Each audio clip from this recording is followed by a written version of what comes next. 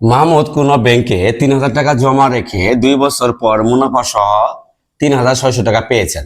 সরল মুনাফার হার নির্ণয় করতে বলছে। আমরা সরল মুনাফা জানি, সরল মুনাফা সূত্র আই সমান পি আর এন, যেখানে আই সমান হচ্ছে মুনাফা, পি হচ্ছে আসল, আর হচ্ছে মুনাফার হার, আর এন হচ্ছে কি সময়।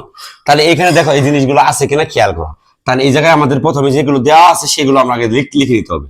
তাহলে এখানে আমাদের দেওয়া গুলো কি আছে সেগুলো আমরা লিখে নিব। দেওয়া আছে কি, দেওয়া আছে, দেওয়া আছে আসল। আসলকে আমরা কি দ্বারা প্রকাশ করি? পি দ্বারা। পি কত দেওয়া আছে? ৩,০০০ টাকা। তারপর কি দেওয়া আছে? ২ বছর পর, তার মানে সময় দেওয়া আছে ২ বছর পর মুনাফা আসল কত দেওয়া আছে?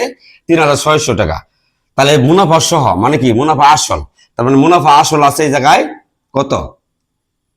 মুনাফা আসল আছে এই জায়গায়, মুনাফা আসলকে এ দ্বারা প্রকাশ করা হয়। তাহলে এ দ্বারা প্রকাশ করলে মুনাফা আসল আছে ৩,৬০০।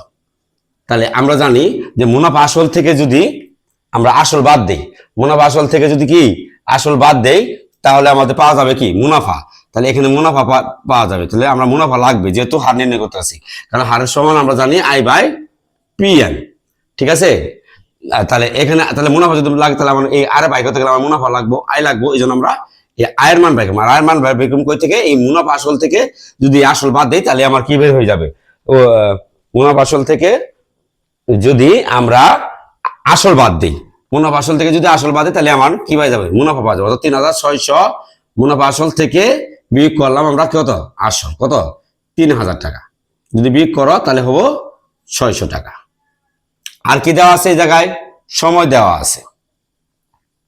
সময় এন সমান কয় বছর? ২ বছর।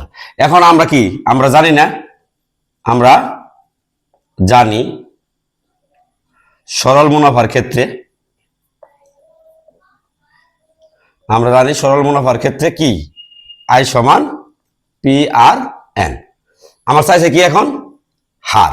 তাহলে হার মানে কি? আর। তো এফ আর সমান কি হবো? I by P N. মান বসাই দাও। আয়ের মান কত? ৬০০। পি এর মান কত? ৩,০০০ গুণন এন এর মান কত? এন এর মান এখানে সময় ২ বছর। তাহলে এখানে আমরা সময়টা লিখে দিতে পারি, সময় এন সমান ২ বছর। ঠিক আছে? তাহলে ২ বছর। আর কাটাকাটি যদি করি, ১০০ কাটলে ৬ বার, ১০০ যদি কাটি তাহলে ৩০, আবার ৬ কে ৬, ৬ যদি ৩০-এ ভাগ করি কত হবো? ৫।